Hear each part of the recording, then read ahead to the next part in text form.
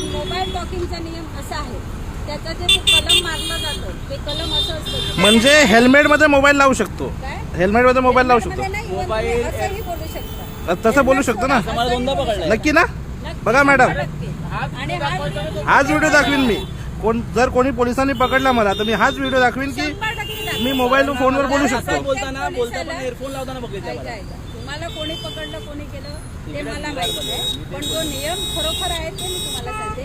आणि हा नियम 100% हे बघा सगळ्यांनी बघून घ्या. हा नियम आहे की तुम्ही फोनवर बोलू शकता गाडी चालवताना, फक्त फोनला हात लावायचा नाही. तुम्ही कानात मानाखाली मोबाईल दाबू शकता. 100% दाबू शकता. बरोबर ना मॅडम? 100%. ओके मॅडम, धन्यवाद. आम्हाला ट्रेनिंग मध्ये धन्यवाद मॅडम, धन्यवाद. केशवराणे आहेत, त्यांनी सांगितलं. ओके मॅडम, धन्यवाद, थँक्यू. नियम असं आहे, फोनवर बोलण्याचा जो आता जो कलम आलाय, कलम जो आलाय तो हँड हेल्ड कम्युनिकेशन आहे.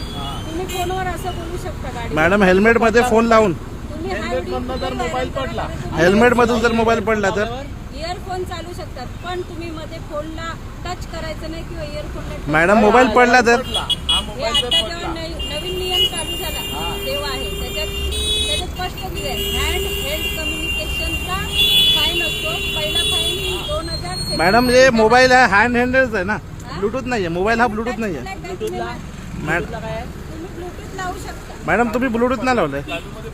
हा पण लावू शकता आणि ब्लूटूथ. आणि जर मोबाईल पडला चालू मध्ये तर ते तुमचा प्रश्न आहे, तुम्हाला नियम माहिती.